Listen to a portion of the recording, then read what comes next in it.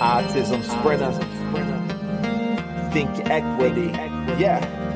It's time to give the power back to the people. We're fighting to make our beliefs equal. Look at the failed policies and how they treat you. We got strength, yeah, we're far from feeble. This is for anyone with autism or a disability. Time to unite, show them how strong our will can be. Move readily, we're promoting equity. A non-profit platform, that's the recipe. Now throw your hands up, we finally got a winner. Think equity with Autism Sprinter. Now throw your hands up, we finally got a winner. Think equity with Autism Sprinter. It's time to make a change. It's time to stand up for what we believe in. Equality and equity across the board. No matter your race, nation, or creed, disability, or your needs. Yes, it gotta be equal. It gotta be right. Good evening, guys. How are you? Thank you for joining us tonight on a Friday evening to chat with someone who's actually autistic, right? Because so often in this month of April, we're just seeing all these initiatives so many organizations are doing.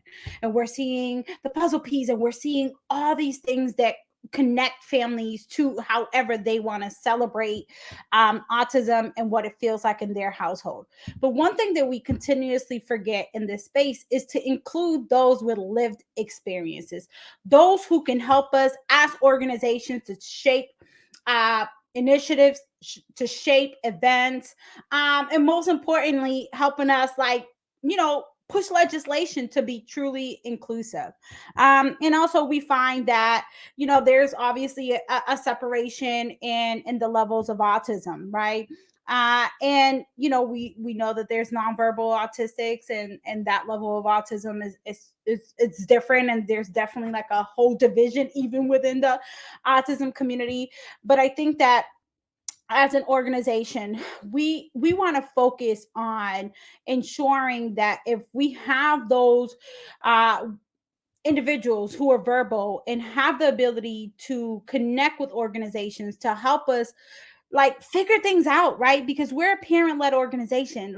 We lead by parenting, right? So our emotions are all over the place, and oftentimes most of the decisions that we're making are based on protecting our babies.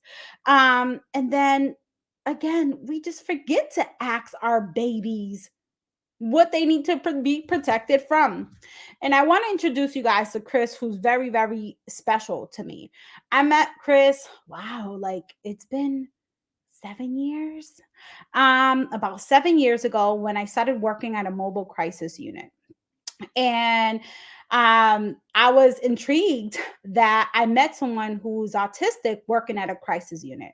For those that don't know, what mobile crisis team do is we're constantly on a phone putting out a lot of mental health crisis. And I found it interesting because, again, as a parent, we have this perception of what being autistic looks like. And so learning that individuals who have autism can work at a crisis team when the phones don't stop ringing, where there are constant individuals who are in crisis, who are requiring interventions and meeting with individuals who have lived experience, who are wanting to talk to other parents, and also licensed providers. I found it to be interesting that for me, again, as a parent, I felt like I was being biased of saying, yeah, an autistic person working here. So without further ado, I want to bring Chris in, and I want him to introduce himself. And, let's talk about what it is to be actually autistic. Hey, Jahida, how are you? Hey, thanks for joining us. Thank you so much for having me. It has been a long time since we talked, and I really appreciate having you having me on here, because I do think, like you said, it's really important to have representation of not only the viewpoints of autistic children, but also autistic adults, and that's something that I think is especially important. So I'm really thankful that you're having me on here. And I guess just to kind of give a little bit of a background about what I do, just as a brief thing before we kind of dive in. So as Jahida mentioned, so my name is Chris Loriano, And I actually work as the director at for a training and internship program at a human service agency up in the Boston area. And I've been doing that for since 2019.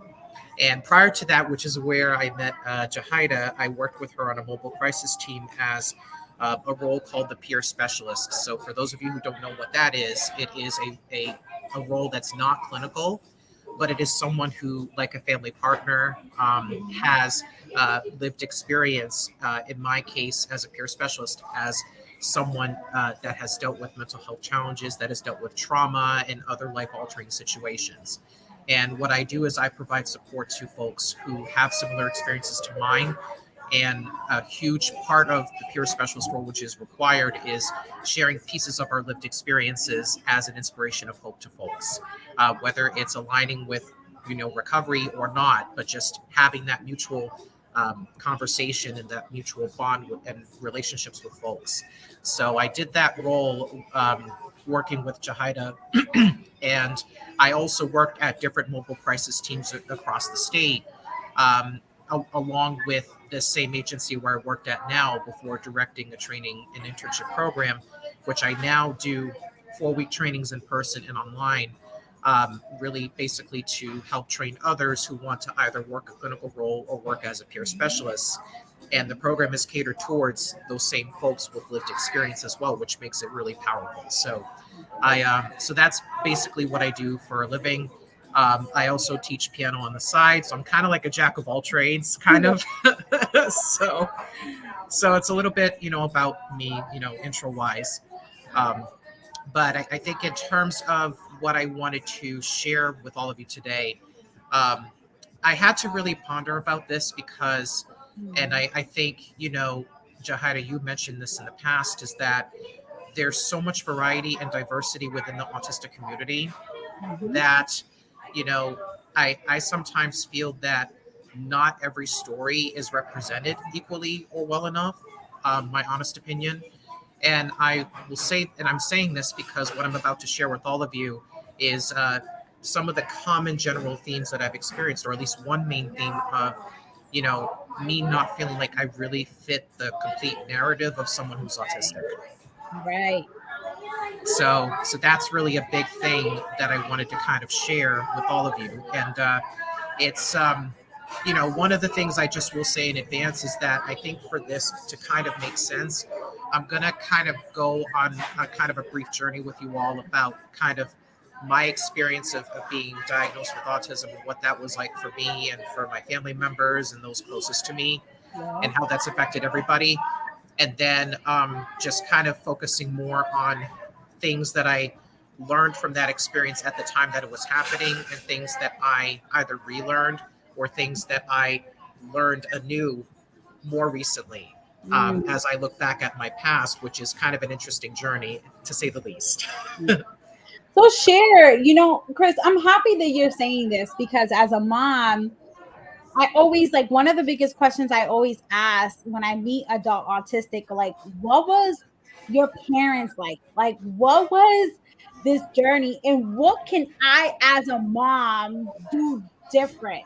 Right? Because I may think I could advocate right for my son, but he's probably like, yeah, no. So I would love for you to definitely dive in and tell us about the journey. At what age were you diagnosed with autism?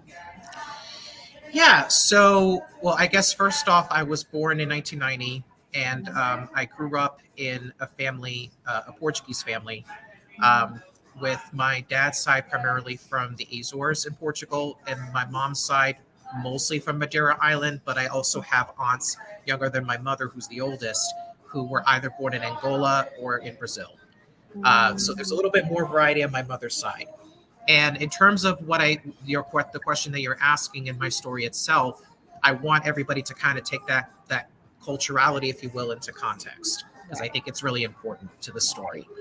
So with that being said, they both came as immigrants, and I was born in 1990 in Massachusetts as a first generation American, on top of me being autistic. So again, being born again in 1990, and this is where my memory is kind of spotty at times in certain events. But from what I do remember, you know, I was actually diagnosed with the former label of Asperger's syndrome in July of 1993, Mm. which we're talking about a different time period, Yeah. which is kind of interesting because, believe it or not, I actually the other day was able to find the letters that I still have of the neuropsych evaluation. So I have like What? 2 of them, and they are old as heck. So No way. Oh my goodness. Now you know I have even more questions.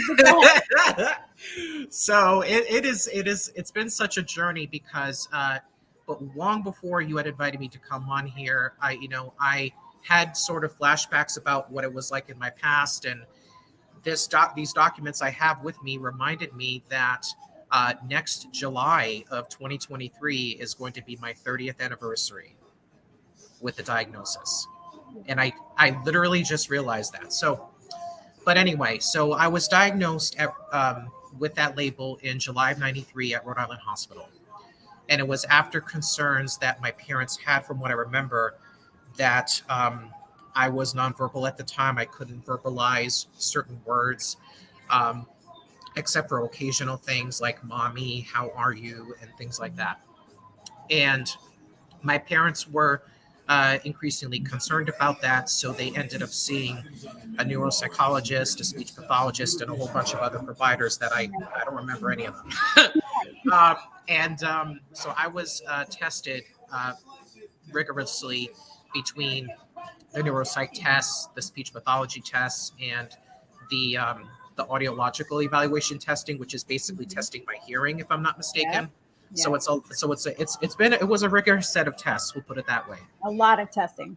Yeah. And so, and it was interesting because reading the documents over again prior to today, the wording that I found from a lot of the providers that evaluated me was really strange if we take it in today's context, because, and I think some of that is partially my parents and some of that is the providers.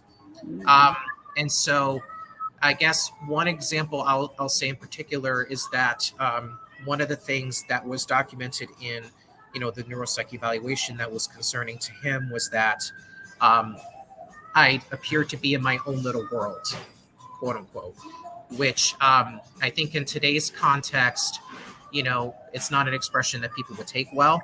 Right. But again, given that my parents came from, a different country altogether, that this was foreign to them. Mental health, anything was completely foreign to them. And this is a different time period we're talking about. So it was not only, kind of not having that awareness, but it was also, which some of this would develop later after I was diagnosed. But in general, I was not verbal. I could only maybe, for the most part, I could only verbalize maybe occasional words here or there, and otherwise I would just make sounds. And then later on, over the coming years, the next couple of years after I was diagnosed, I remember experiencing sensitivity to light and sounds, especially, I would cover my ears a lot of times when the fire truck would come because I was so scared of not loud noises, but more loud and sudden ones that I was not expecting. Right. So that was something that I experienced, along with sensitivity to lights, like from the camera. And there were a lot of pictures that were taken where my eyes were covered. So you're just like, yeah, because the light was bothering me a lot. And so it was a lot of, I guess you would say, typical experiences that people have that are autistic. So, and I remember, and my mom always used to tell me a lot that there were certain things that I would eat, like soup and certain things like that I used to like. But by the time I was 3 years old, when certain experiences started to happen to me, I became more picky on what I ate. Although I've overgrown a lot of that now, it was sort of a sudden change that my parents were not expecting. And so I'll say, in essence, between the neuropsych evaluations, the audiological evaluations, and just how my parents were affected by it and their understanding of it, I think in a lot of ways, my parents, I mean, I guess not so much my dad, although my dad was worried and so was my mom. But I know that there were times that like my mom would cry when I was not willing to hug her because I was sensitive to touch as well at the time. And my grandmother actually was the most worried, to the point that she would start crying and praying a lot. Mhm. And and at the time when this happened, like I didn't remember any of it, but um, looking back on it now, you know, I'll say this: I love my family. I always will.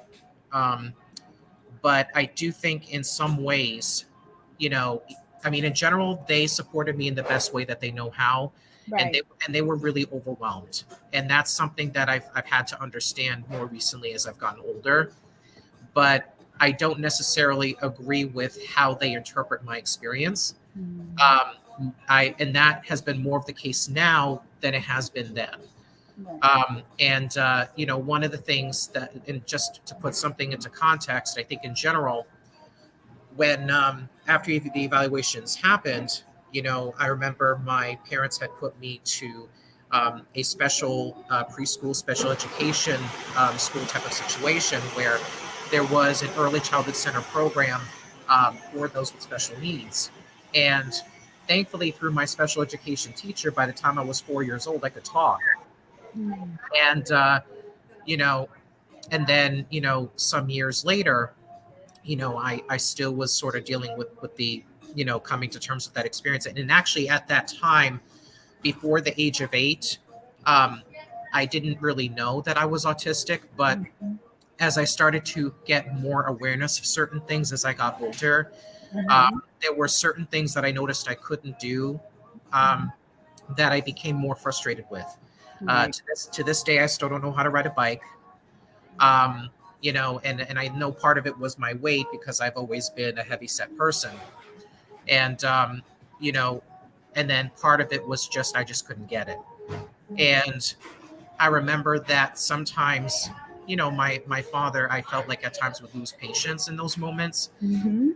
And I think, because of, the stress that this experience was putting on him, as well as my mother in different ways, and my grandmother. Um, and I mean, like I said, they all did the best that they could.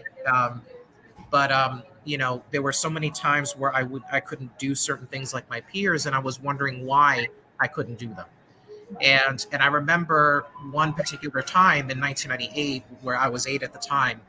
I kept bugging my mother, basically to ask her, why do I keep coming up across these barriers? And to put it in 8-year-old language, I was like, mommy, why can't I do these things? This Mhm. is not fair. And I would start crying.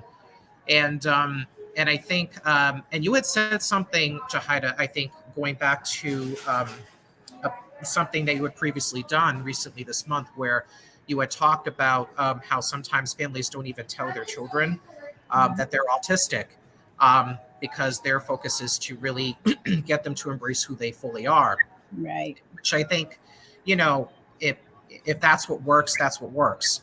But with me, it didn't work because I really wanted to have it. Like I was a very stubborn person, and as you know, I can be pretty stubborn. Mhm. And I wanted to know what was going on. And my mom, there were so many times where she hesitated to tell me, and I kept saying, "Mommy, tell me." Mhm. And then she finally did say to me about me being autistic, and kind of explaining to me how I was before and how I was at the time, and Mhm. just almost giving me a little history lesson about myself. Mhm. And Mhm. and at the time, I don't remember if I had any immediate reactions to it, Mhm. but I was, I guess, content enough that there was an explanation. Right. But then I went through a phase where I started, when I would come up with something, oh, it's because I'm autistic, that's why I can't do this, and I would put myself down a lot. So Mhm. I think even before she told me, I had, you know, issues with low self-esteem, and so that even continued after she told me about the diagnosis. Um, and then, there were a lot of times where I would face certain things in my personal life, and more so, with certain classmates where, I was bullied or teased quite a bit for being different. And there were various times where it did get to the point where I think in middle school, especially, I was in such a dark place where I didn't want to live anymore. Mm, Because I think for whatever reason, and I don't put any of this on my mother because I really do appreciate that she told me, because I would rather she have than not. right. But I had to come to terms within myself about that part of my identity. And for all those years, I had so much self hatred that I just wanted, you know, the autistic experience to go away so Right. desperately. Then, so did my family. Mhm. And, you know, so looking back at that experience, I do wish that I had had more confidence, but at the Mhm. same time, I mean, you can't change the past. Right. Um, and and I was a kid, just trying to figure things out. Um, Right. so I went so I went through a period where, in middle school, I was in a dark place for many reasons, and but for some reason, I think because I had been bullied and teased so much, and there were times where, um, you know, just in public, I was treated differently quite a bit, and not really in a positive way. Um, Mhm. I had gotten to the point where I was about to start high school, and I kind of just gave an I don't care type of attitude in terms of like what people thought about me. Mhm. And I then, by the time I went to high school, um, I remember, to be honest, having the best experience of my life in high school because of the amount of support that I got, and I was very outgoing and doing extracurricular activities. Mhm. So the whole like I don't care attitude of what people were thinking about me, it was a way of me masking, Okay. if you will. You were coping, and it's I don't mean to interrupt you, but it's weird, right? Because we know the middle school is like the super weird stage. Your Yeah, hormones are like on a 10,000 power, and it's really difficult. That I find, because even with my son, I'm noticing there's some changes, and we're in middle school, right? Um, they're hitting the teenage years this year, and I'm noticing that he is kind of beating himself up, right? And kind of second guessing himself and say I can't do it, so he doesn't want to do it. And I'm happy to hear that you're telling me these things, because now as a parent I need to figure out positive reinforcements to remind him that he is awesome, and that he's more than just a label, and that people don't get in him now, they're going to get him. And I'm excited to hear that, most importantly, in your high school year, all that changed. I feel like because everybody calms down a little bit, right? And more yeah, activities are happening. Um, so but out of listening to you, Chris, I want to acknowledge as a parent that I love the fact that as an individual with autism, you understand that your parents were like in like a weird space, right? Like they're trying to do what is right.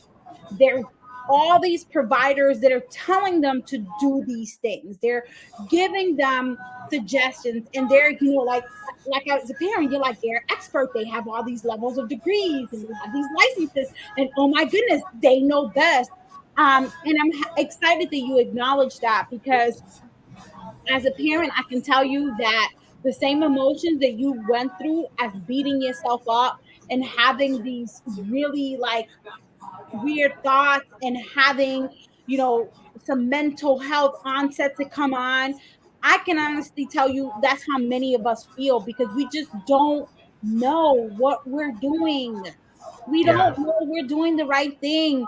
We don't know we're guiding our kids by telling them that they are autistic. Is it better to tell them that they're not autistic? Are we preparing them for like this cruel world? Like you said, like some people are just mean and horrible. And so yeah, I feel like we focus so much on protecting our children, But we forget again that part in the middle of like, how do we include this conversation while we're having at dinner? And I can tell you that as a parent, one of the things that I'm working on, and it's not easy, okay? It's not easy. It's allowing my kids to kind of give me feedback. And some of Right. the feedback, I'm like, oh, Right. what? But I want to normalize that because I want them to I didn't have that growing up. My mom's old school Latina, right? Immigrant. We came from Puerto Rico, and in the Latino culture, I don't know how it is in the Portuguese culture, but Similar. Yeah. right. So once I speak, Yeah. you don't say back, you don't talk back to adults, you don't question authority. You're Mhm. told what to do, and that's that. There's no debating. That's that, right? And so I'm trying to change those customs in my household. And it's not easy. So I just again want to say that I appreciate you being and understanding that your parents are trying because we're seeing as an organization that more autistics are speaking up, and there's a lot of like hard feelings towards parents, right, in organizations. But I get it though. I get it. And I wish that I can tell other autistics like you that it's like, dude, it's what we were like as parents told by experts. We're doing what we're told was right, right? Yeah. Hmm. So I just Yeah. acknowledge that. You're awesome. I love Well, this. well, thank you so much, Shahida, for mentioning that. And I just wanted to kind of mention, like, I think one or two things that kind of add to that. That I hope that you and everyone that's watching this takes into context is that you mentioned about like the culture that you come from, which is similar to mine, in that it is a lot of ways very strict in terms of the upbringing, and I do think that my family was very much that, Mhm, especially on the side of my father. mhm, And I do think that you know there were times where I think sometimes when it came to discipline in so many ways that they went a little overboard in certain situations. And I'll give one example of this. So I remember one time, and this was in 2003. I at the time I think I was in eighth grade or something, where um, I was in middle school at the time. I was in my last year of middle school, and I remember that my classmates and I we were getting ready to go to a trip to Washington D.C. And I remember having to bring the permission slip to my parents, the whole nine. And I remember, and I'll just say that like one of the things which, I'm not ashamed to say this. Um, I still like, because I'm a music lover, I love music. And so what I'll listen to music on my Walkman all day long if I want. I will do something where I'll grab a pencil and I'll twiddle it vigorously when I'm really excited about a song that I listen to. right. And so I remember purchasing a Stacey Orico CD when she came out, and and I really loved her music because it was a mixture of like pop and Christian music blended together. It was like teen pop. Yeah. So you remember, yeah. So Mhm, I remember I purchased that CD and it was a lot of fun. And I was in my room listening to it in my Walkman, and this is where I kind of go back to what I previously said about my parents' form of discipline, which was necessary in general, just as a human, because there were certain things that I did that where I deserve to be disciplined. I mean, that's for all kids. Um, but in this particular context, I felt like certain it went overboard a little bit, and mhm, the whole twiddling my pencil thing or pen or whatever writing utensil it is, that was one of the quote unquote behaviors that my family found to be really eccentric and odd.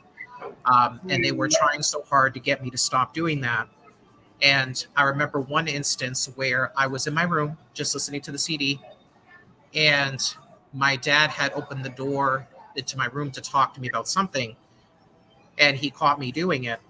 And I remember he had said to me before that if he caught me doing that, that he would not let me go on the trip.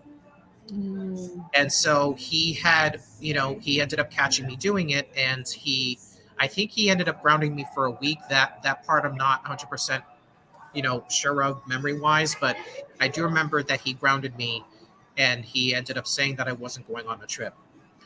And I remember having to explain this to my 8th grade teacher the next day. And this is where, the memory was very traumatic for me at the time, because I remember telling my teacher, telling her I couldn't go on the trip, even though I'd given them the permission slip and they had signed it, I think. And my teacher was like, why can't you go? And I explained the situation. And I remember she just like looked at me like this the whole time. And a flood of emotions started coming in, where I was thinking, oh my God, what is she thinking about my parents? What is going on? And I remember like crying when I got home, because thinking that I just made the situation worse by bringing it up. And so there was a lot of shame around that. And then actually, as recently as a month ago, that memory came back after I had seen a post with one of my friends I went to high school with on Facebook, where, she did one of those like little funny posts where it's like hashtag throwback pick time, show me Thursday. Yeah, that type of stuff. And I remember seeing that about the Washington, D.C. trip. And I immediately, my heart dropped when I saw that, because it brought me back to that place and I started crying again. Right. So when I think about those moments, it was one of the moments where, and again, with my parents doing the best that they could, I think sometimes, the discipline itself was misplaced when it came to certain situations where it did cause me, emotional pain and trauma. Right. Right. So it, and then kind of going back to sort of like the bigger point I want to make to add to that, I think as a parent, it would be good to consider, or a family member even that has autistic children, is that we as autistic people, from the forms of being disciplined as children and then as adults, trying to make our sense of like how we need to operate in the world in terms of societal expectations. And I put that quote unquote, is there's something called masking, which I mentioned earlier, where, what I mean by masking is we have to kind of cover up certain things that others deem as eccentric or odd, that people would not accept or understand at all or right away, and we have to appear normal, and that has a lot of traumatic effects. And it's so interesting that you're saying this, right?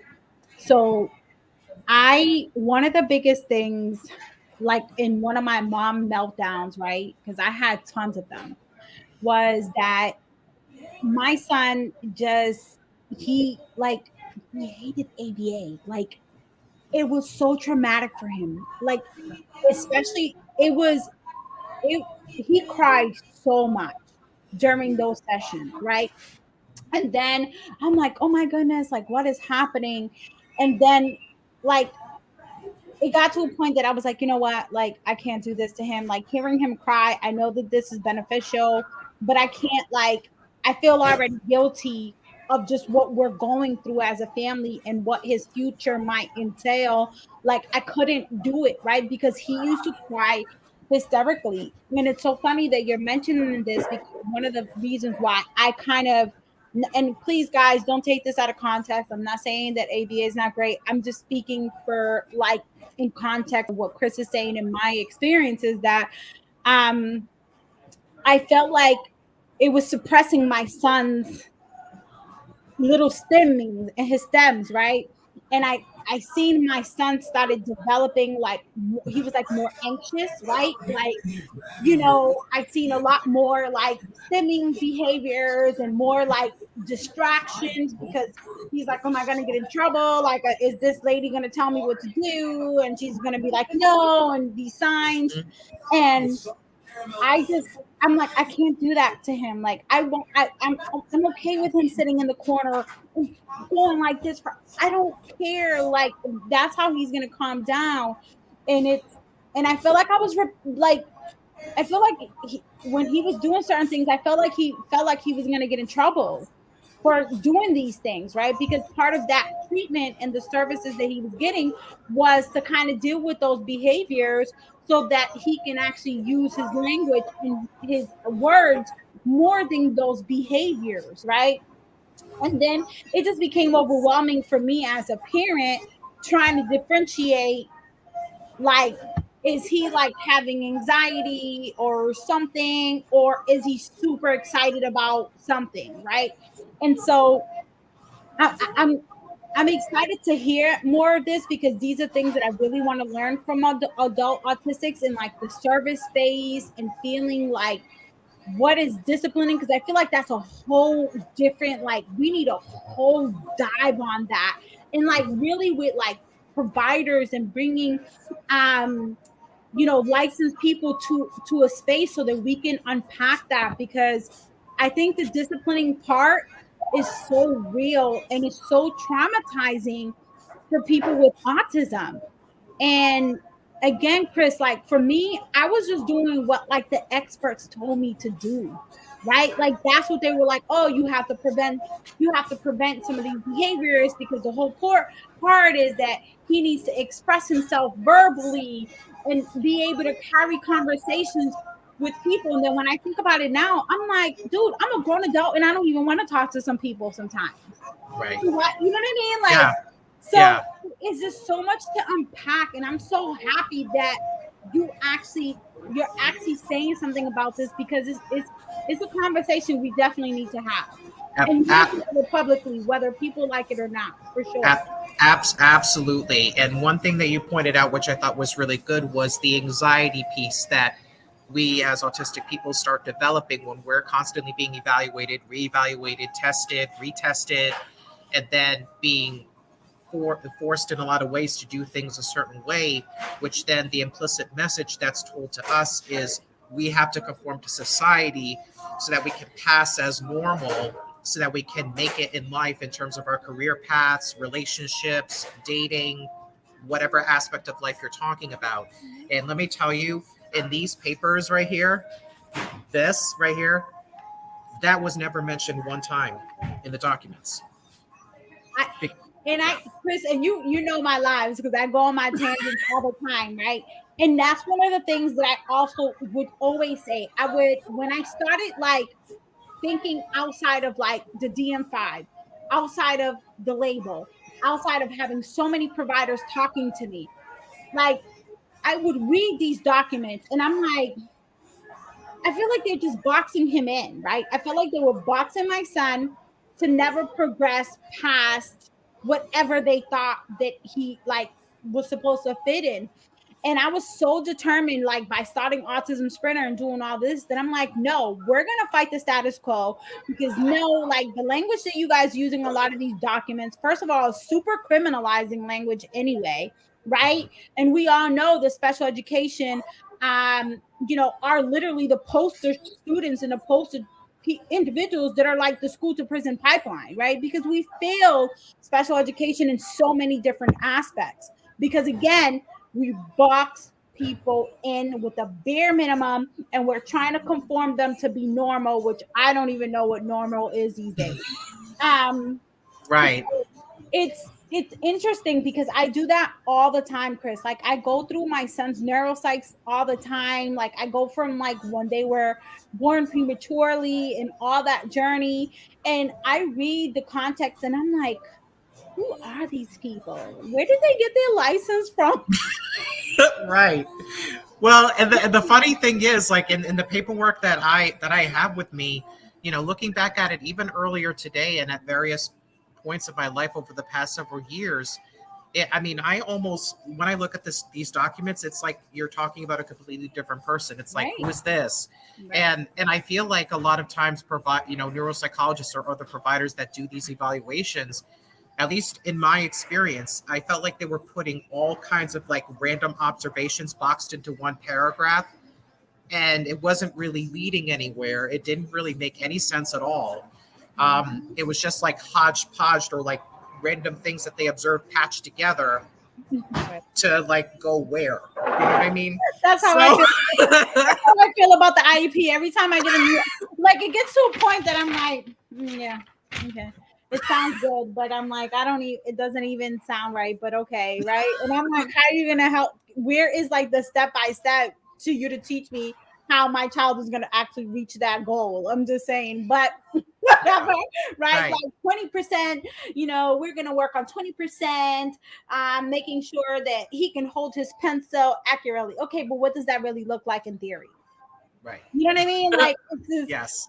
yeah. Yeah. So that was all of those incidences and more that I haven't shared were some of the main precipitants, if you will, or the main things that kind of caused to the formation of, the self-hatred of me being autistic during that period of my life and the problems I was dealing with. High school, as I've mentioned, was the best experience of my life, and it was a break from all of that in so many ways because I was busy doing different after-school activities. I was very outgoing. I got so much support. And then college hit, and it was the complete opposite experience. And where I felt like certain issues that I had when it came to reading social cues or to having, some of these other experiences and being judged a certain way, a lot of it came back. And it was more towards like from the time I was 19 throughout my mid 20s. And I had gone through really deep rooted and tough situations where, I would have issues with certain classmates. One in particular who I had a dating attraction to, which thankfully many years later he and I made up and we're really good friends now. But I was attracted to him dating wise, and it didn't go very well. And then there was another instance where I had a major issue or major issues with the music education director at the time in a college that I attended, and to the point where I was majoring in music education at the time and was trying to pass her one of her practical courses. And she was very misleading. She was someone who was very manipulative, saying that she would support me. She never did. Um, Grading me and other peers that I had the class with in such a weird way that made no sense. And just a whole host of other things that I realized that a lot of people went through the same things, but I think I was probably one of the worst cases because I tried 3 times to pass that course and I failed all 3 times. Given that the grading standards are higher, and so it got to the point where after dealing with that, you know, dating flop situation to dealing with this woman, um, it got to the point where I had to do a really traumatic and scary thing, which was basically on my own reporting her, the music education director, to the president and vice president of the college, which was one of the scariest things I had ever done in my life. And then eventually that led to advocacy efforts where other people were going through the same thing and they were joining me on the cause. And at the time I was just going through so much that I really just wanted to escape from anything that had to do with the music department, anything that had to do with my major. I wanted nothing to do with it, because the social cues aspect was so rampant as an issue that it really affected my way of living, my way of existing.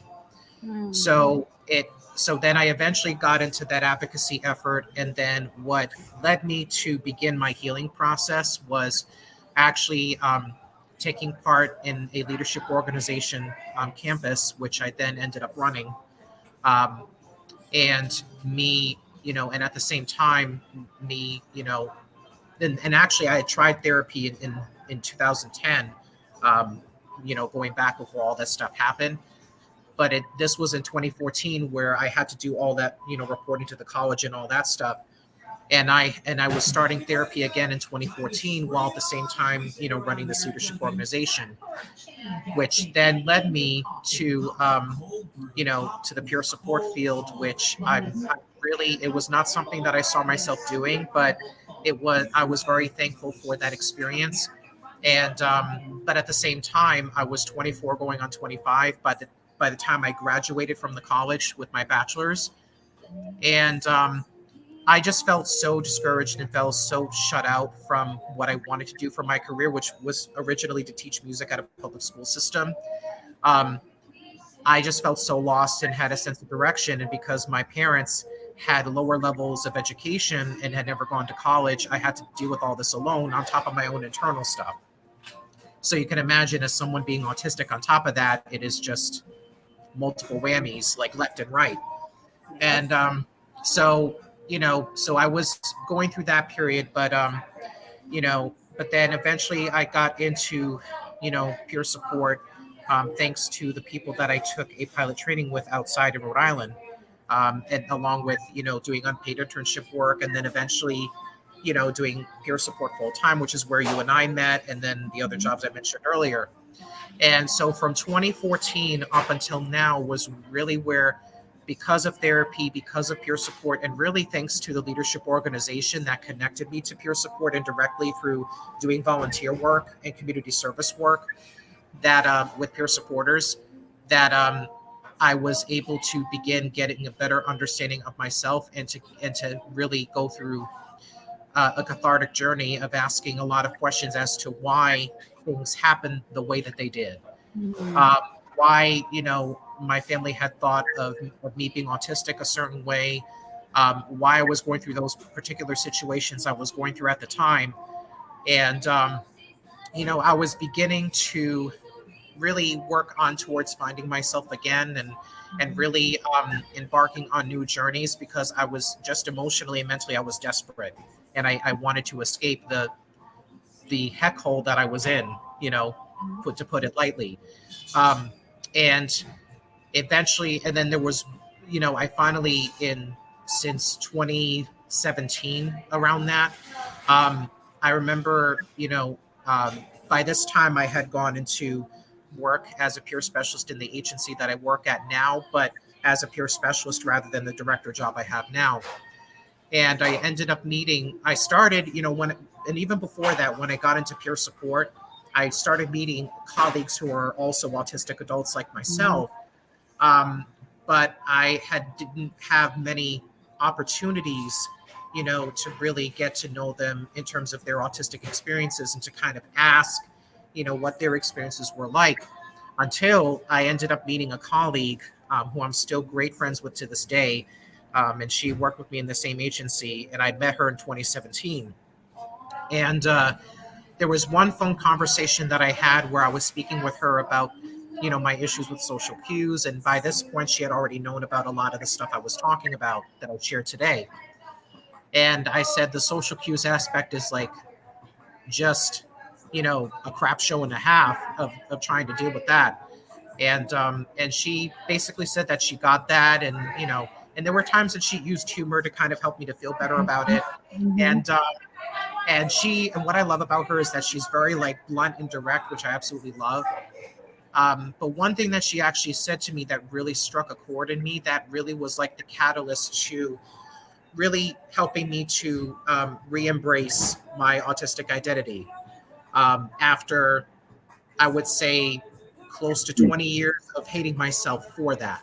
Mhm. Um, and this was when, I had shared about all the problems I was dealing with and stuff. And there was a point where I was crying in the conversation. And I don't remember exactly verbatim, word for word, what she said, but I remember her kind of stopping me and saying something to the effect of, Chris, you have an autistic brain like me. Use it. Right. And at the time, I guess just the way she said that, she used the term where she identifies herself as an Aspie, so that was the word that she was using. Mhm. But that she was like, you have an autistic brain like me. Use it. And when she said that, for some reason, I paused and I didn't know what to say, and I Mhm. was but I just was like, oh, okay. And then we ended up talking about like Mhm. different things, and then we hung up the phone. But then I remember sitting in my room for a while after the phone call ended, just kind of crying and having another cathartic experience, and saying and asking myself, like, Chris, do you feel like you've spent your whole life trying to run away from your autistic identity because you hated yourself so much? And do you feel like you've spent so much time basically mainstreaming your way through life? And this is kind of like a half joke that I say about myself, which whereas that I feel like my life has been so mainstreamed in so many ways that it's like I can pass very well as a normal person. Mhm. So when I was asking myself those questions about, are you running away because of self-hatred? Have you spent all these years trying to normalize yourself to make others feel comfortable around you, um, because you want to feel better. And when I asked all those deep questions, after all the memories of my past came back at that moment, and by this point, I was 27 in 2017 when this happened. Um, After asking those questions, I thought deeper about it, and what I realized is that it was a resounding yes to all those questions. Yeah. And that's when, like, the waterworks started, the crying started, and the cathartic experience began, where I was like, holy crap, like, this is the first time in, I don't know, probably ever, that I'm at a crossroads with this now. And I feel like, it's a situation where you can't run away from your past. You can't hide from your identity. You can pretend it's gone for so long, but almost 20 years later, you have to eventually come to terms with that. And Right. so, slowly but surely, I have learned to, in terms of, and this is where I was able to, like, bring up earlier about, giving grace to my parents and my family in particular, even my grandmother, and practicing forgiveness, because they didn't know any better at the time and they were doing the best that they could. And now I feel like I identify with that feeling a lot more. But prior to 2017, and even a little bit up until the end of the last decade, not too long before COVID, I was not as evolved in that way of thinking. I was actually resentful towards my family for a very long time, Mhm. because and part of this was like, because of meeting this friend of mine and learning about her experience as an autistic person, and then meeting more and more autistic people and peer support and sharing their views on things like ABA or things like other things, which, by the way, I've never done ABA. So some of these experiences I don't identify with, but just learning from other people about that, I have to be honest, because I don't fit all those narratives, it Mhm. intimidated me a little bit, because I still am kind of figuring out where I belong, if at all, some way. But so it was, it really, from 2017 onward, I that's when I started the journey of, like, reclaiming that identity and being like, you know what, being autistic is a wonderful thing. It really is, because that means I have unique gifts that I can contribute to the world, and I can see the world in a way that a lot of people can't. And so, even though I still see folks like my parents or my family who view autism as something that, even to this day, they still, when they bring up those memories back to me, they'll still say things like, we know that you had those issues because of your autism, but you know what? You got better. You overcame that. And it kind of almost like sounds like curing language, like as though autism is cured when it's not. That's what it feels like, Chris, right? Like, doesn't it? It just kind of feels like when you're given this label, and that's what it felt like for me. I'm trying to like figure out a way to like make my son like I guess be normal around other kids. And then I reminded myself, working in all the array jobs in the public school sector, in the Department of Children. And I'm like, okay, my child is extremely normal and he's doing a lot of things. There's all these other kids are doing, except sometimes for him, it's a little bit, overwhelming for him in certain process. But you're right. It is. It's like I'm learning that as a parent or even engaging with other parents, right? Like normalizing or finding different wording to talk about our experience as parents, right? Because even like for me, I feel like when I'm talking to another parent and I'm just unpacking like the stressors involved from the school, and I'm like, did you read the IEP? I'm just saying, you know, um, and finding different ways to talk to other parents because we're so accustomed to using like negative connotations, right? Like, oh, I'm complaining. And then no, you're venting. Like, we're one parent to another parent and we're talking about real stuff. Like, this is not complaining. This is like real life. Everything is not peaches and cream, right? Right, exactly. So, and that's the thing, like, so, and that's why for me, like, And this is where more recently, within between 2017 and now in 2022, even more so over the past few months, was really where the feeling of giving my family grace and forgiveness really started to hit home. Because I mean, I really admire you, and I'm so proud of you, for catching yourself in those moments when it comes to, you know, um, taking care of your autistic children. But I think for me, I feel like even though I don't feel like my parents will probably ever get to that level, because I think they're at an age, and my grandmother too, they're at an age where they're very much set in their ways. And they're Um, old school you know, Portuguese. I mean, come on. yes. Like, I'm sorry, So you cannot take their old school Portuguese away from them. It's just, right. So even though that's the case, I still think that practicing grace and forgiveness is important, because and I think this is beyond just being autistic, but just in general. I'm 32 now, and I'm getting to a point where, because of where I am at in terms of my career, and me being in a long distance dating relationship for about 5.5 years, for me, I've gone to a point where um, for so long I was spending so much of my life seeking validation and approval from everybody, because that's how an encouragement from everybody, and that's how what I fed off of.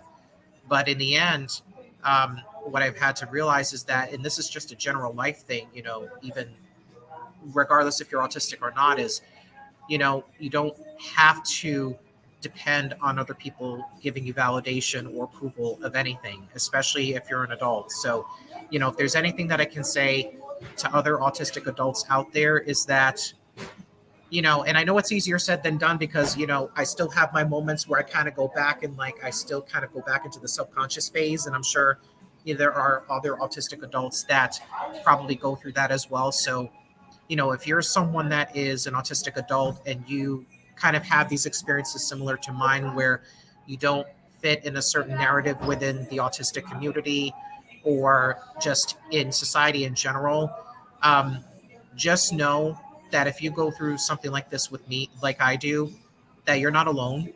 And that, and I hope that in some ways that this is me giving representation to those folks. And it's something that I think it desperately needs to be told. And and kind of going back to the validation piece, I also would let all of you autistic adults who might be listening to this know, or watching this, know that you don't need to worry about other people validating you or approving your decisions. Um, so I have a question, Chris, yeah. because you keep saying this validation part, and it just struck something for me to ask. In therapies, oftentimes, especially when my son was little, a lot of like the feedback that my son would get would be like, "Good job, that's great, yeah, the thumbs up," right? And then, like, I felt like it was like they were training a puppy, right? I'm like, what is happening here, right? Right. Yeah. Right, Well. Chris, I'm always Yeah. like, what?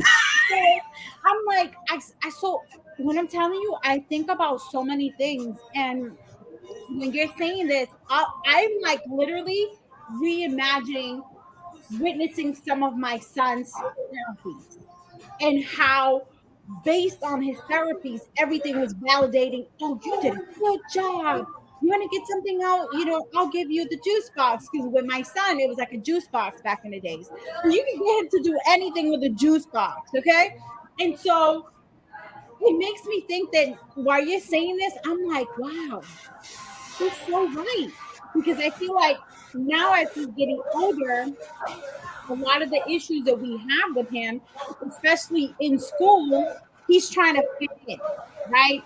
And it's like he's like any other kid. He's going through peer pressures, and so like for him, my son's doing a little bit too much sometimes, right? And now you have my other son that is kind of like basically like his shadow, and trying to remind him, like, hey, you know better not to do that. And like, getting into like things that are like not so great behavior sometimes. And I don't even know what that is anymore. But it's the, now he's seeking validation from his peers, right? So he's engaging in a lot of like saying not naughty words. You know how middle school is. People like woo, right? And what I'm seeing is like exactly what you're talking about, and you just really like made me think like he's so right, because like again, a lot of these therapies are based on like you being basically validated for like completing 20% of your goal, right? On your Right. IEP. And it's just it's so like Yeah. it's so weird. I mean, I will say this. I think in general, when it comes to the discipline from my family and even in school and just other aspects of my life, I did experience a lot of that. And I did mention earlier that I don't recall ever doing ABA therapy at the time, but I remember meeting a local psychologist who had an office at the time near my house, and you know I would go into, well, more so in middle school, I would go into his office. But before that, my parents would bring me to see him, and and the parents and him would talk amongst themselves about me and everything.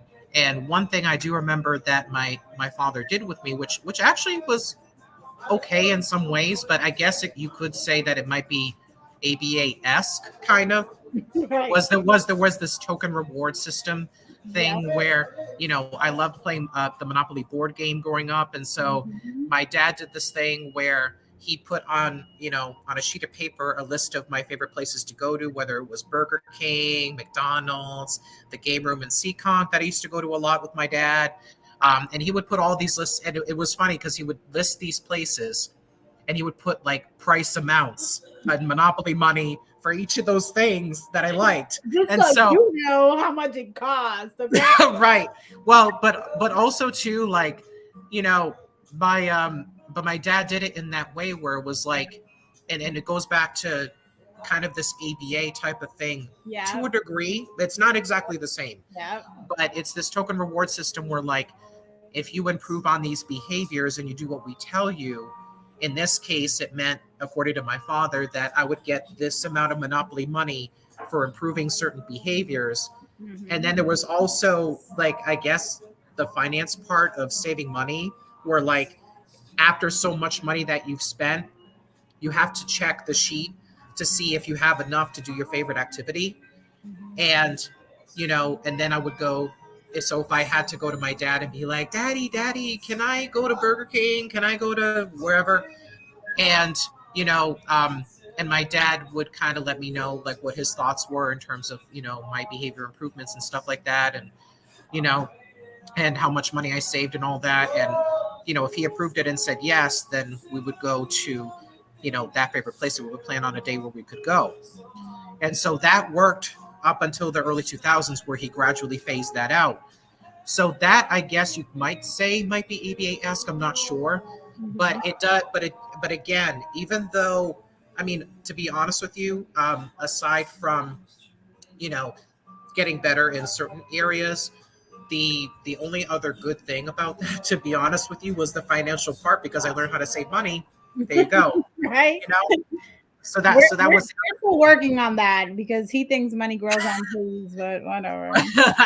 yeah. So that's the thing. But even in I realize now, and especially learning from other autistic folks, that even a token reward system activity like that, you know, if, like you said, with ABA therapy and with all other therapies or different treatments or services, that a lot of them are geared towards, you know, conforming someone to societal expectations, even in that instance.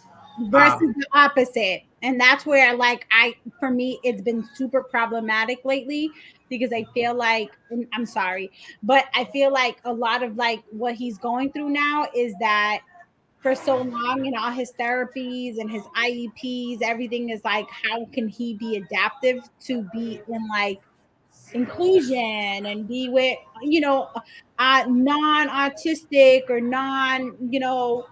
learning different student, and I'm just like, okay, like, but he's worked so hard, and why does he have to conform to what other people believe he should be behaving like in with his friends, as long as he's not doing anything like, oh, obviously doing like sexualized, things, Yeah.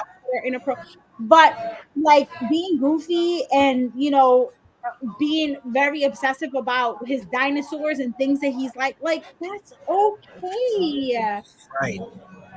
Yeah, exactly. And so, and this is where, like, besides, the token reward system thing, the activity I just talked about from the late 90s and early 2000s that my dad did with me, um, I mean, I only have like positive, fond memories of it in terms of, my dad, taking me to the game room and doing go karts together and eating Mhm. out at Burger King together and stuff like that.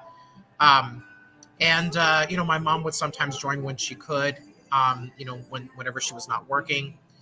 And so I can't remember, having any other negative experiences beyond that. But I think looking back at it in some way, I could, you know, maybe there was something from that time as well that, where the intentions and the outcomes may have had mixed outcomes between positive and negative, negative being the societal conforming that I talked about, Yeah. but then also mixed in with, things that actually were necessary, like basic life skills.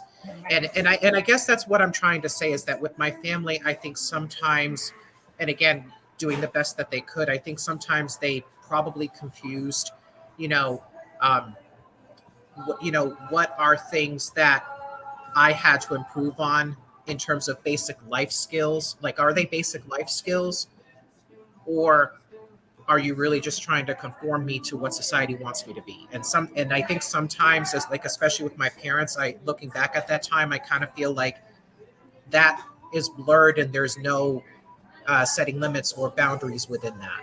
Like, there's no clear discernment of, is this about basic life skills, or is this really about you want to conform your child to who you want them to be, who you might feel comfortable around? Right. Right. And this is a lot, Chris, and we need to definitely like come back on. And if you have any other people that or individuals that that are willing to come back and share their autistic experience with us, like I would love to, because to me, like, you and the other gentleman, Chris, from the Computers for the Autistic Foundation are one of the major reasons why, like, I have a lot more different thoughts about like how I can improve, one, my relationship with my son, two, not feeling like I have to like prepare him for, like, God forbid if something happens to me, like, can he manage, and am I putting too much expectation on his twin brother to take on a role that I'm pushing him to do without like really sitting back and saying, this is Juju, right? This is who Juju's gonna be, right? Mm-hmm. And how can I work with Juju to let him be him without taking those little things that, like I tell a lot of people, those same little things that while he was in these therapies that a lot of people told me that I should address, like those are the little things that I've always loved about my son. And he's honest, right? Like, definitely didn't like taking him to birthday parties and stuff, because he's definitely the kid that's like smelling the food and he's like, this don't smell good. And I'm like, you shouldn't have said this loud. And I'm like, oh my goodness, like, and I'm just sitting there and I'm like, I am so sorry. But in my head, I'm like, you're probably right. Right, But right. and it's Yeah. little things that I feel that we hyper focus on changing those things, when that is what makes you unique, and that's what makes you coming to a space that allows you to feel like whole. It allows you to feel like you're not suppressing, because I also noticed with my son that in school he had this like routine, and then by the time he came home it was like poof, like, thank goodness I'm in a safe space. I can be who I am now. Like, I feel like I'm not I being can take off my mask. right. Yeah. Like, I feel like you said, like, he's not doing this and he's not.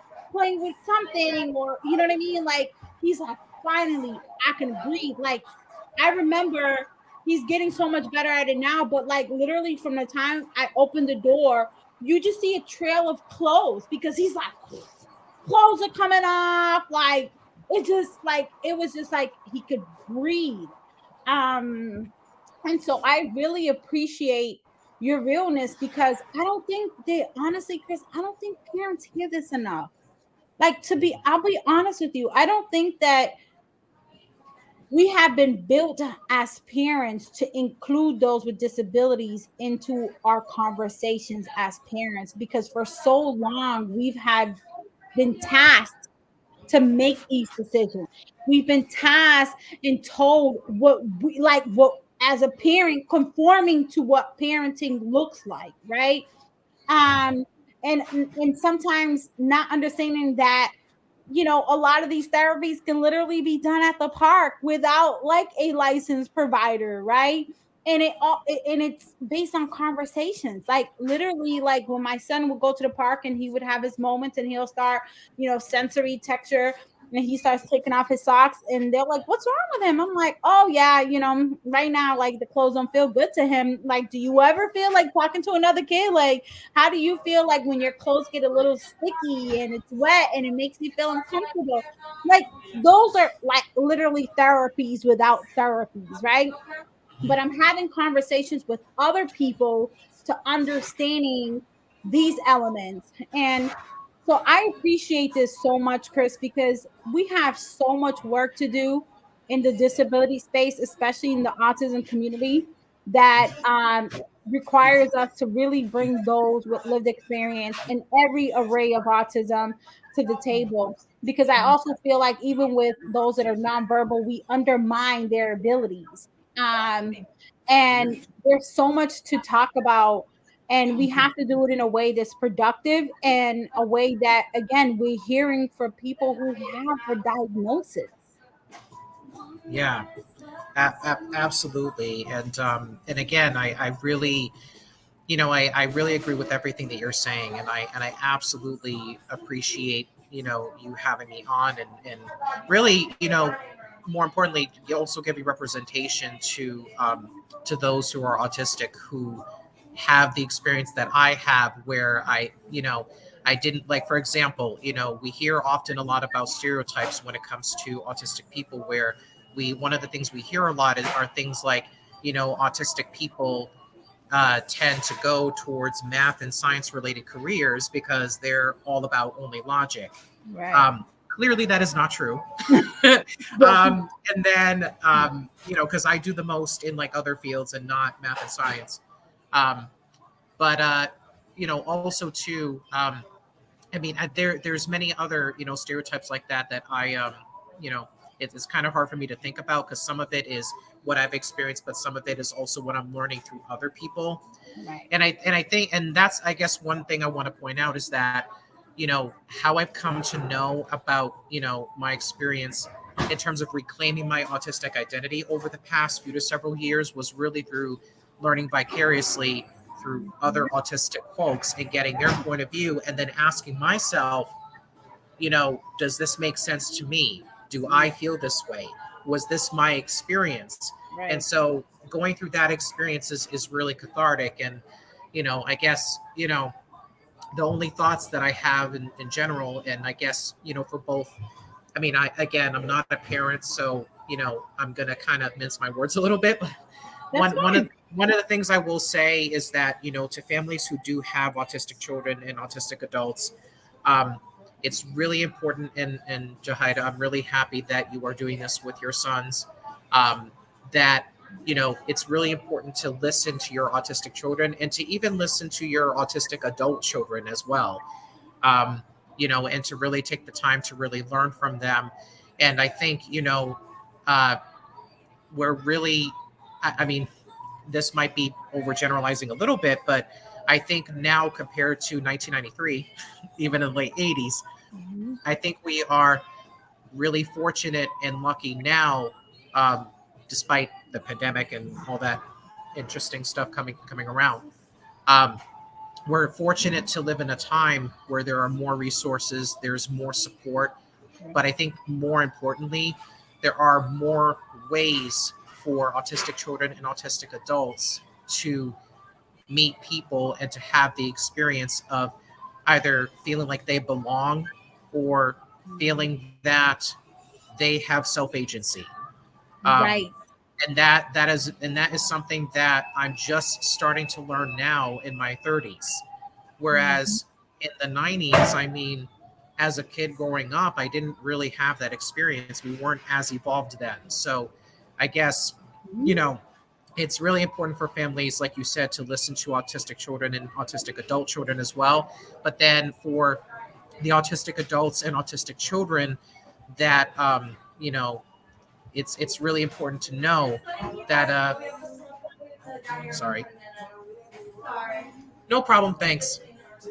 Sorry.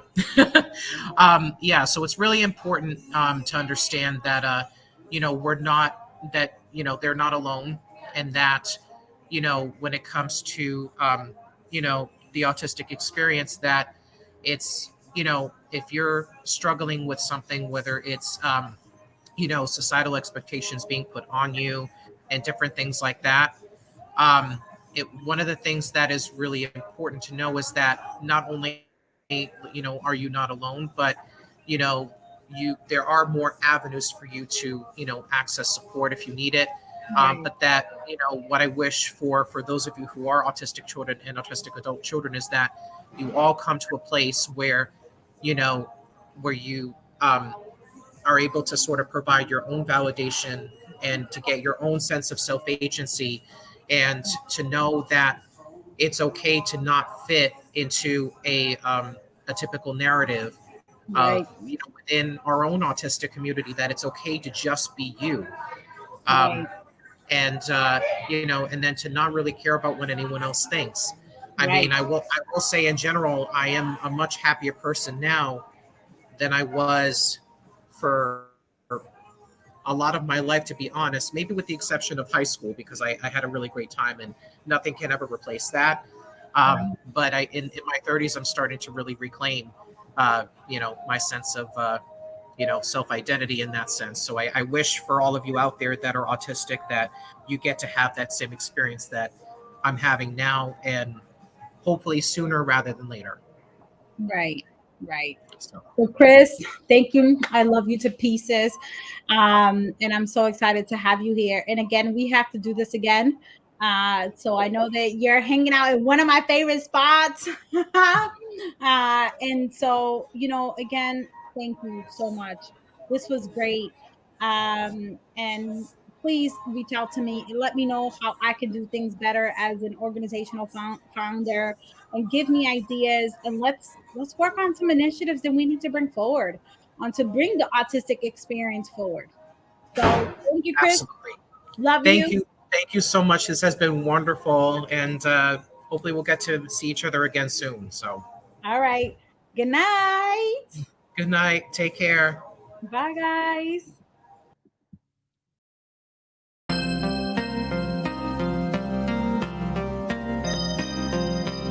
Autism sprinter. Think equity. Yeah. It's time to give the power back to the people.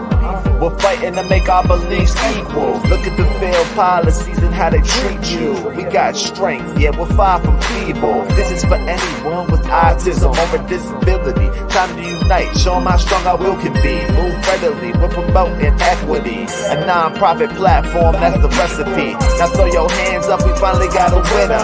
Think equity with Autism Sprinter. Now throw your hands up, we finally got a winner.